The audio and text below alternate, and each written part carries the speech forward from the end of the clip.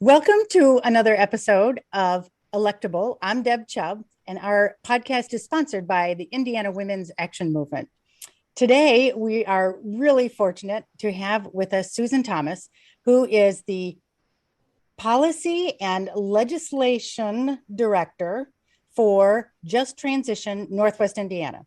So I hope I get that close. If not, of course, correct me. But thank you so much for taking the time to join me and talk about all the environmental issues that are so important in Indiana. Oh, Deb, thank you so much for having me.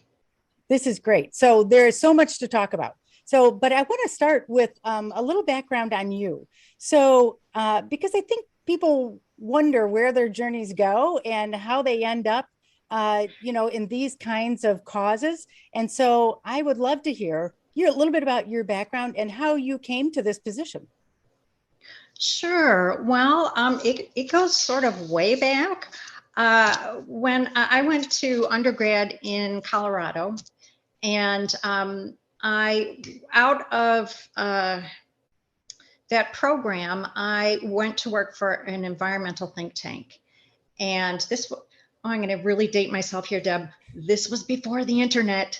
And I literally read every single newspaper that came out, and it came to an attic in Denver.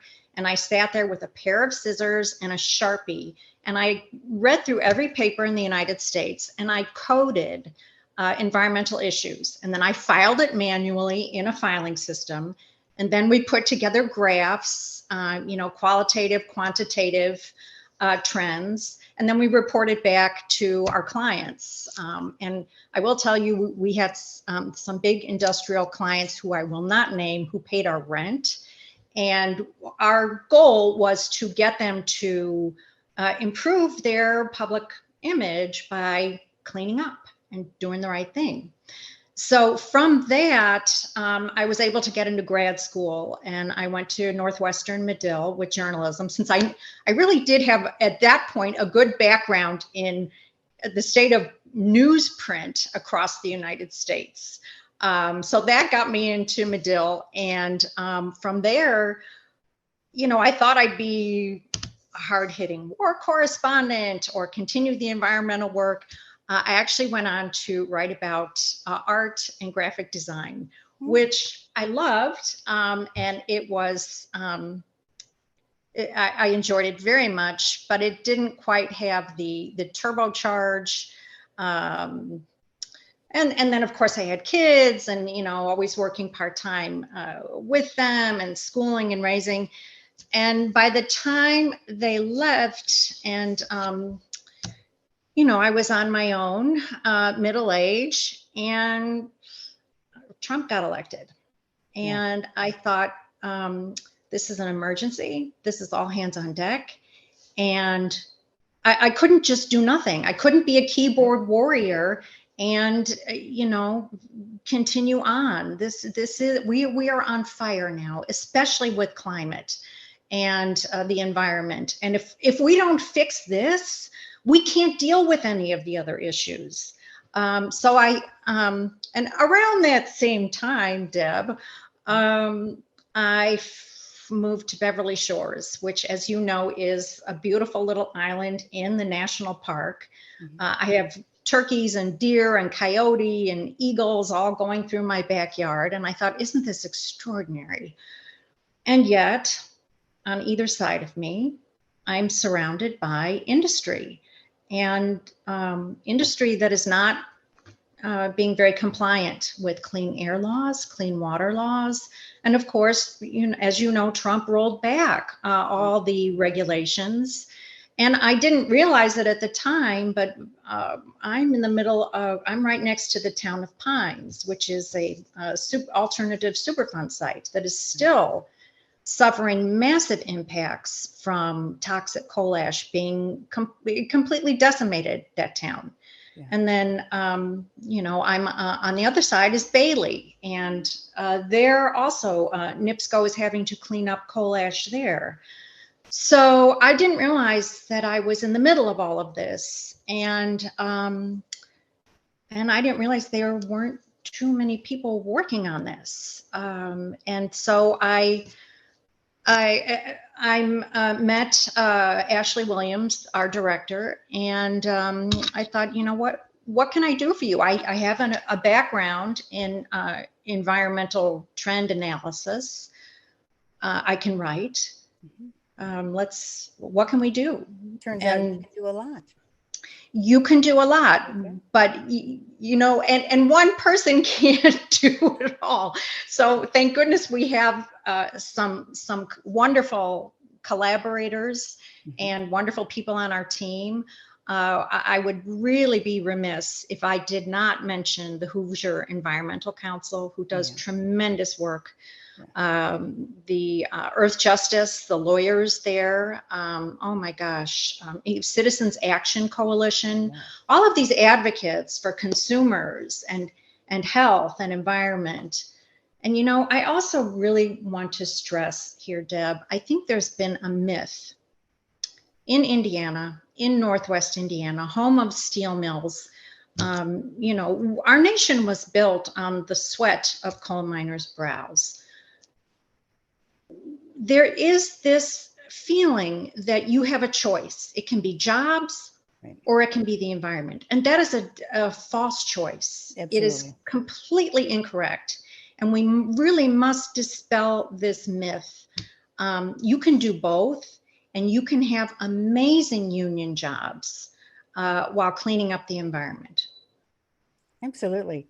So, well, great. That's awesome background. And I grew up in Beverly Shores. So that's, where I learned to love, the Lake Michigan as well. And so, and I live somewhat near the lake now. And so, I've been, very much in love with Lake Michigan and the beach and the environment here for my whole life. I love all your background. That's really great. You came from a good technical background, and that's wonderful. And advocacy, anybody can do it.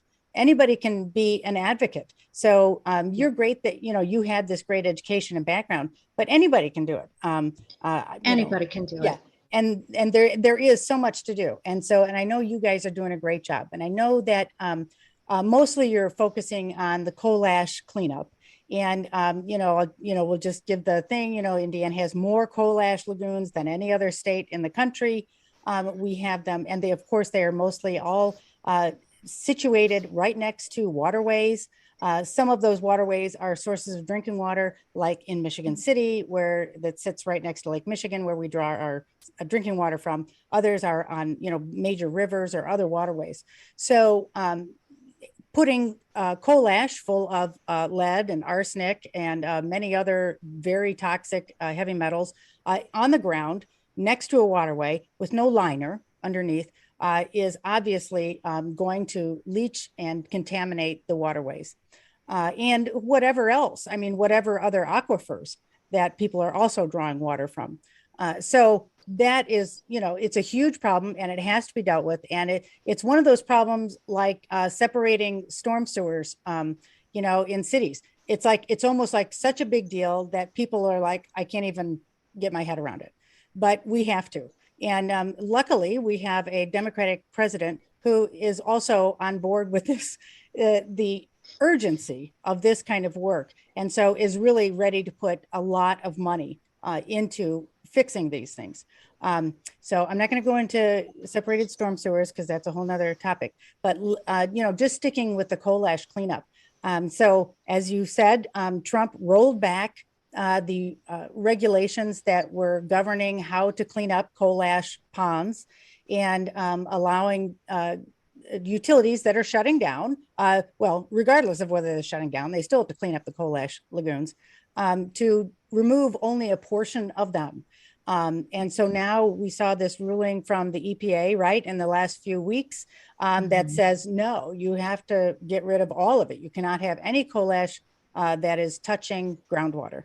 So that's enormous. That's enormous. But anyway, tell us more about what your group is doing, how you're addressing this. And I know that you are really focused on legislation. So of course we're going to go right into that. And so, what's happening with, so what you're doing, and then the legislation that, is not happening that should, and is happening that shouldn't. And What do we need to know? Well, first of all, I'm so glad you brought up the EPA ruling. This is a huge win. However, this is the caveat. We worked on legislation this year, and we really, we had a bill in the House and a bill in the Senate. And what came back to us, as we knew it would, was the environment committees in both the House and Senate said, well, EPA is handling this, we don't need to deal with it. And our argument for this was EPA comes and goes with each administration, and it can be, as we just saw, extremely drastic. Right. And we really must keep the state safe no matter what happens at the federal level. That was our plea. Unfortunately, it didn't have any traction. But we did last year. We worked on the first set of coal ash bills that went out with Karen Talion and Pat Boy. And Karen Talion was so great. She said, look, if you write the bill, I'll present it. And it was the week before Thanksgiving, the weekend before, and we had 4 days before the deadline.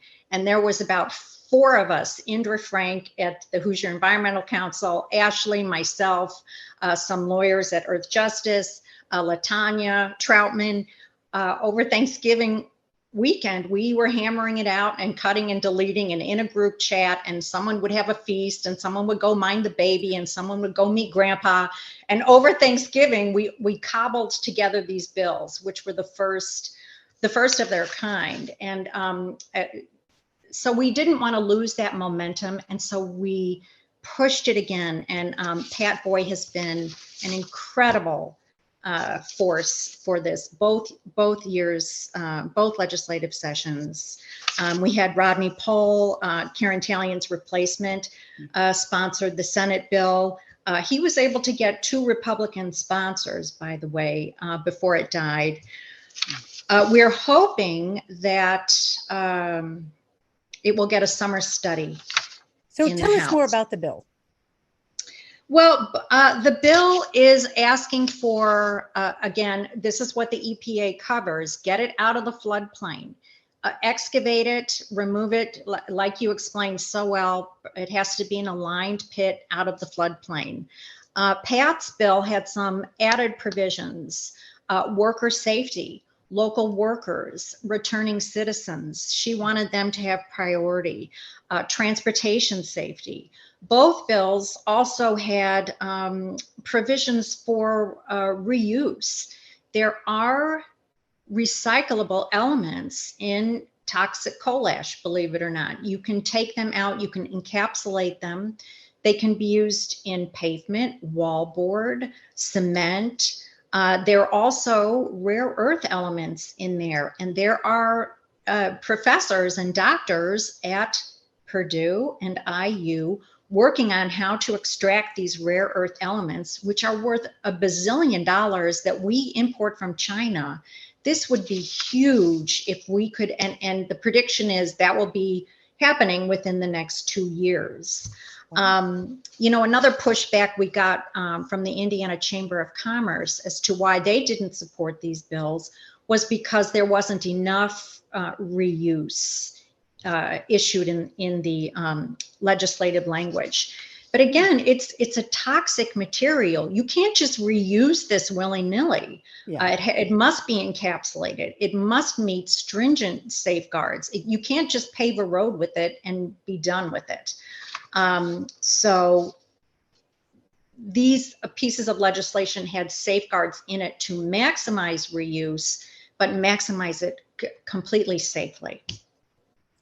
Wow. So, all right. Well, so the bill is done for this year too, right? It didn't get hurt. I'm afraid so. I think they're both, that's it for them, unless we can get a summer study committee to look at it. And we will present it again next year. Unfortunately, I don't think enough people really know how dangerous and toxic this is. And I think another issue that really needs to be addressed is the economic factor of this. It is much less expensive to clean it up now than it will be down the road. And it's inevitable. You will have to clean this up. Yeah. Do it now. There are 24 categories, not 24 jobs, 24 categories of union jobs that are created from a clean closure. There is the GDP, I believe it's a seven time increase than a cap in place, which is a cement over the problem. So it is really economically sound to address this now. It's profitable for our state. Yep. Do this. It's really irresponsible to let it go in terms of dollars for the state. Can you direct us to the article, that report that I think you or Ashley sent to me, which was great, and it talked about the economic impact of a clean closure? You bet. What is the, yeah, I can't remember what it's called. I have it right here. Oh, good. This is it. It is the, let me get it in there. It's the Cleaning Up Coal Ash for Good. And we sponsored this along with Earth Justice. If you go to our website, you will find a link to it. And that's www.jtnwi.org. And this is a case study of Michigan City and two others, not in Indiana, but it gives you a really good analysis across the United States of the economic benefits, the job benefits, the GDP benefits, all in chart form, handy, really easy to comprehend. Anyone can comprehend this. And it specifically great report. It specifically looks at Michigan City. And it's incredible. It is really an incredible piece of data. Great. So I want to, like, going forward, I have to say the environmental legislative process is just so sad and pathetic. Yeah. I spoke with a state rep last night who's on the environmental committee and on the natural resources committee. And she said, yeah, we heard one bill in the Environment Committee and one bill in the Natural Resources Committee. I mean, most committees, they did tens of, dozens of bills that they consider and hear comments on. So, I mean, it's just so sad. It's such a, just a blatant just disregard for any environmental issues in this state. And it's frightening. And I think, people think, well, we'll make some bills and we'll do that. Yeah, but, if you're like the whole topic is shut down at the State House. And so there's not even any discussion about it. So there's no reporting on it because there's nothing to report because they won't have a hearing. And it's just, it's just very frustrating. And I hate the way that ends up appearing. It appears as if, nobody's doing anything because that's just not true. It's just that the Republican supermajority has tried to shut down this whole topic for even conversation, frightening in the face of a climate crisis and of all the toxic contamination that are going to impact health all over the state. Yeah. So going forward, though, I want to talk a little bit more about, coalition building. And, there have been some really great environmental groups that have come up in the last several years. Confront the Climate Crisis is just an amazing group of high schoolers based in Lafayette. And Rahul Durai, I did a podcast with him. He was just amazing. Yeah. I mean, just amazing. His level of competence in legislating is just really amazing. I mean, he's 15 years old. So anyway, so there are groups like that. And then I know too that this year they launched an environmental PAC. And I went down for that. So this is a new organization that's raising funds for a political action committee that can be used to support the campaigns of environmentally informed and passionate candidates in the state of Indiana.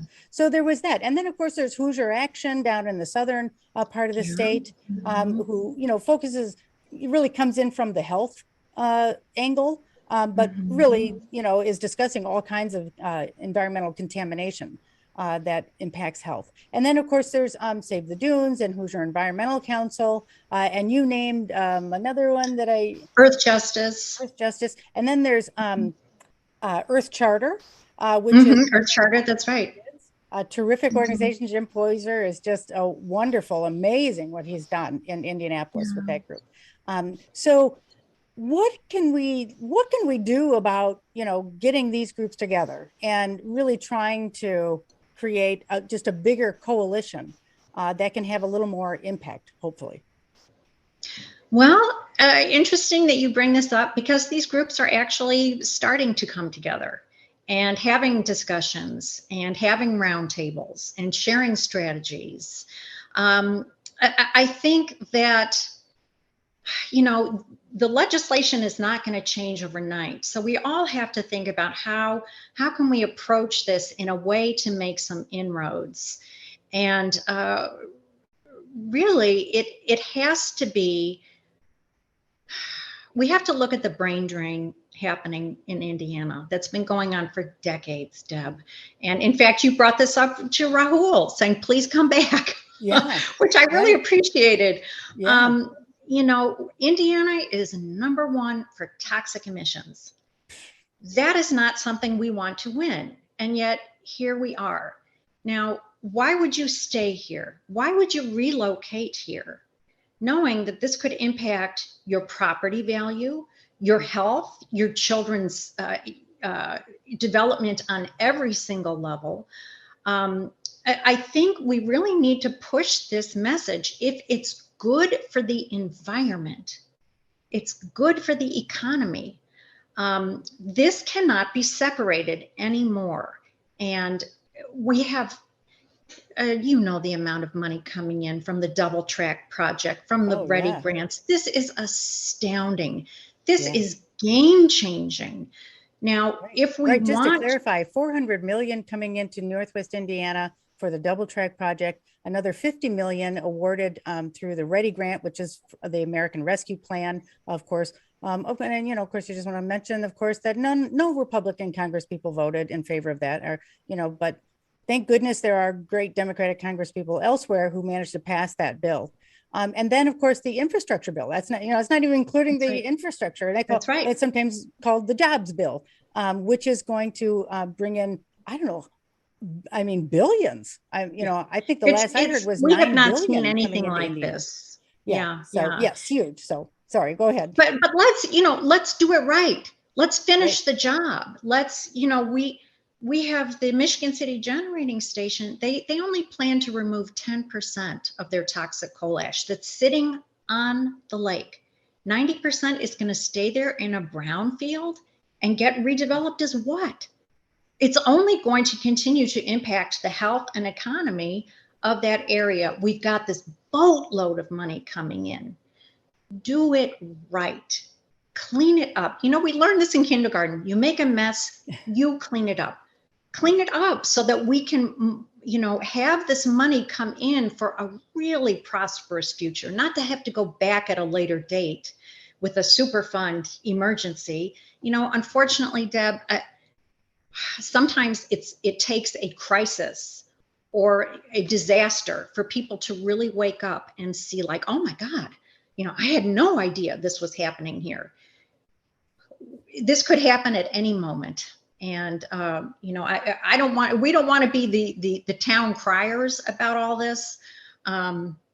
Let's take care of it now so that we can avert a crisis. Right. And let's help build our economy.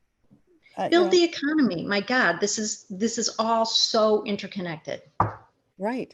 We can provide jobs and benefits and, support a middle class without having to build a huge factory somewhere to start a new business.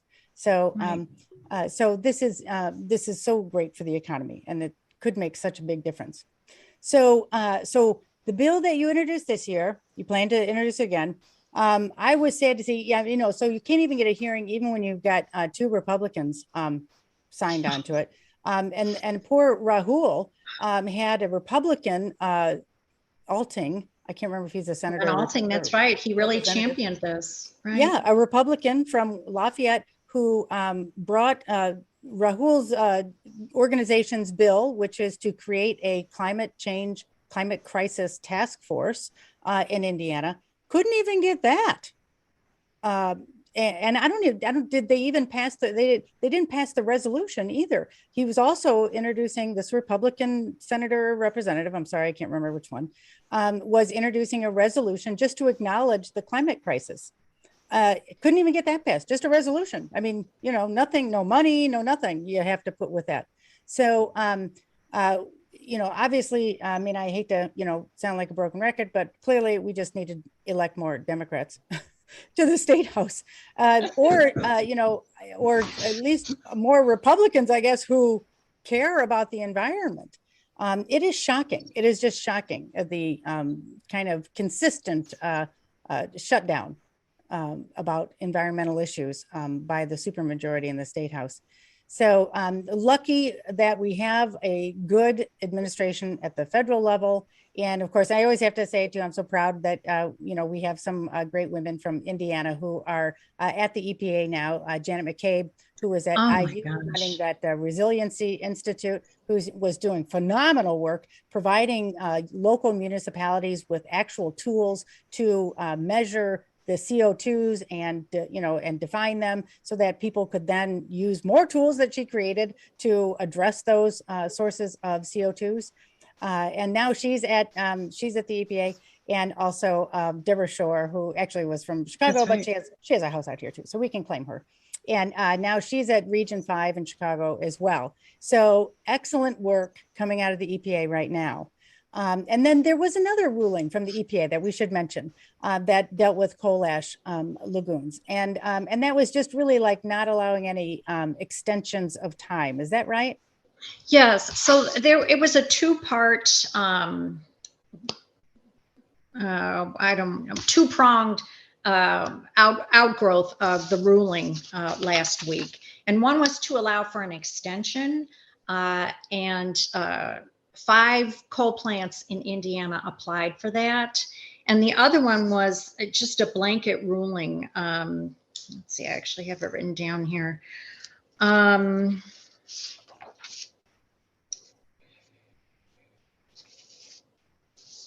The second part will impact every coal ash site in Indiana because it will determine how coal ash is handled at all sites.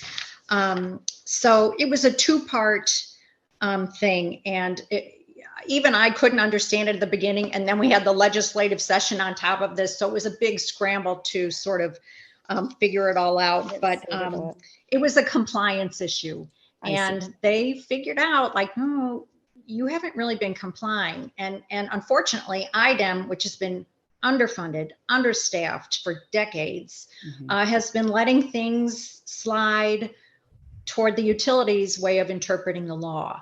And so with this second part, with the compliance obligation, they really can't do that anymore. So, you know, and this will take time to implement. You know, that's why we were really pushing for the legislation, so we would really have a full package coverage of this, if you will. But we got the EPA ruling, and that is certainly something to be celebrated. So. Great. All right. There's one more thing I want to mention about your organization, and that is the community engagement that you've been doing. That is so impressive. I mean, it's so important, especially in environmental issues, because we know that they often impact low-income areas and neighborhoods with people of color more than others. And so I think that's an important component of your work. You know, there is a terrific EPA environmental justice grant out there that I've always encouraged people to do. I wish I had time to file it, but they put out a great tool to do that, which I thought was great. But you were all doing that work, and I'll say again about Michigan City that the coal ash lagoons here are next to, of course, the electricity generating plant, and that is located in a neighborhood that has been traditionally lower income and people of color.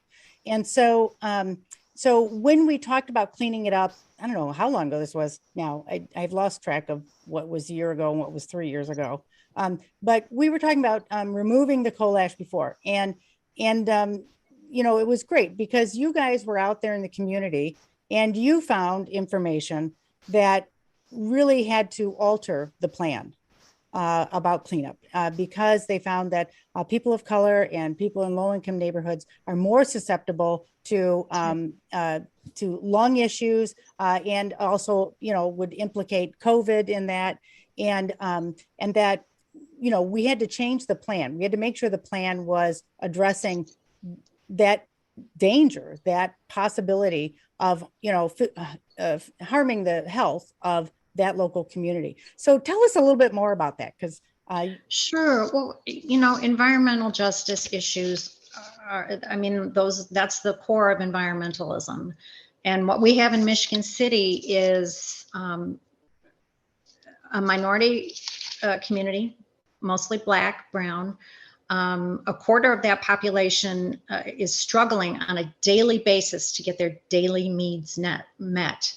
So people are working 2 jobs, 3 jobs, caring for elderly relatives, children. They don't have time to work on this. It might be in their backyard, but just trying to survive and stay afloat is more than a full-time job. And they are not, and also I would be remiss if I didn't mention what's happening in Gary right now. Yeah. There's a garbage to jet fuel factory being proposed for the lakeshore right on in Buffington Harbor in Gary. Oh my. And this community has also been completely devastated by industrial air and water impacts, health, learning issues, all of that. How much more can one population sustain? We've passed the tipping point. Now we really must have to come in with remedies immediately. No more overloading of what the land can take or what the population can take. These populations have been stressed for decades and decades. Yeah. All right. Okay. Now, what can we do to help? Thank you for asking that, Deb. It really doesn't take much. I think people get very overwhelmed and they get hopeless and then they get helpless. And, everyone can do something. You can join one of these organizations, become a member of the Sierra Club, Hoosier Environmental Council. You could, if you don't have time, but you have some extra, you make some donations, write a check to some of these organizations. They always are looking for volunteers. Do you have a skill that they can use? Call them. I assure you, every single one of us would be happy to get that phone call and we would put you to work. If you don't feel like you have a skill, we can find out what you would be interested in to create that. We have been very lucky. We've had a couple of folks come into our organization like that. And oh my God, have they just done amazing work with us. And so everyone can do something, but you cannot sit back and be a keyboard warrior anymore. That doesn't do anything. You can't go on Facebook and say, this is bad.